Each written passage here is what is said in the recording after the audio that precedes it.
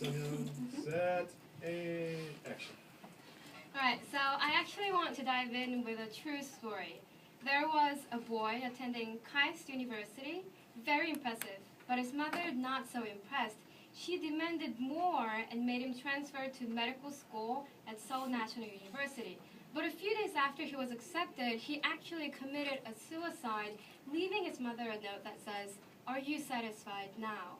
Now this is a tragic story that tells us that we need to think about the relationship between a parent and a child. And there are a number of matters to consider, but I want to bring your attention to corporal punishment.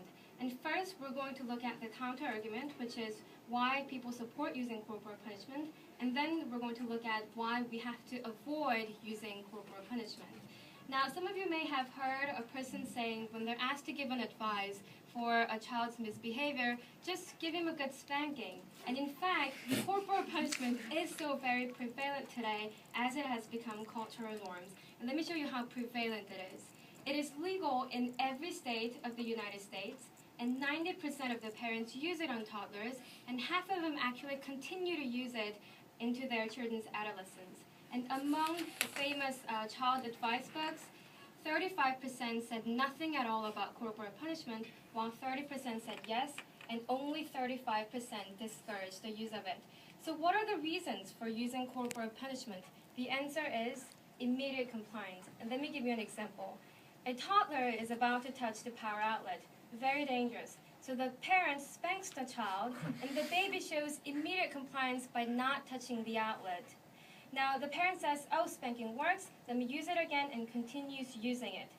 But what these parents are failing to see is the negative effect in long term.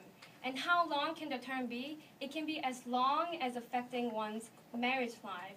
Let's look at a chart, and here you can see the link between corporal punishment and assaults on spouses, such as slapping one's husband or wife.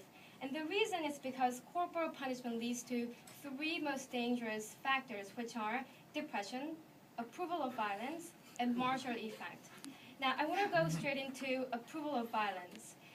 Performing corporal punishment actually teaches the children the moral legitimacy of hitting someone for misbehaving. In other words, when a parent spanks the child, the parent is at the same time planting in the child's mind that it's okay to hit someone for misbehaving. And this seed of thought encourages the child to use violence again in the future, even on his or her own spouse. And this influence is actually reflected in this research.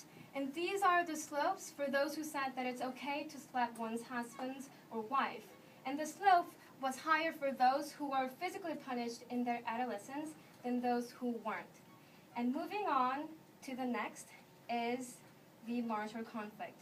Now, as you know, there are many solutions to conflict, such as communication and sometimes even silence. But being exposed to corporal punishment when they're young actually restricts them from learning other modes of resolution, such as communication. In other words, when a conflict arises, the only mode of resolution that you can think of is violence, which later causes the person to use violence in the future, and which causes greater conflict between a husband and wife. So in short, it may work at the immediate moment, but when you spank your own child, you're actually encouraging the child to do the same in the future, even on his spouse, like husband and wife. So what is the best way of disciplining your child? And I would say that the best way would be to think of them as sponges. They take in what they see and experience. So a parent should be very smart to use what they want their child to use in the future. And surely, violence is not the answer. Thank you.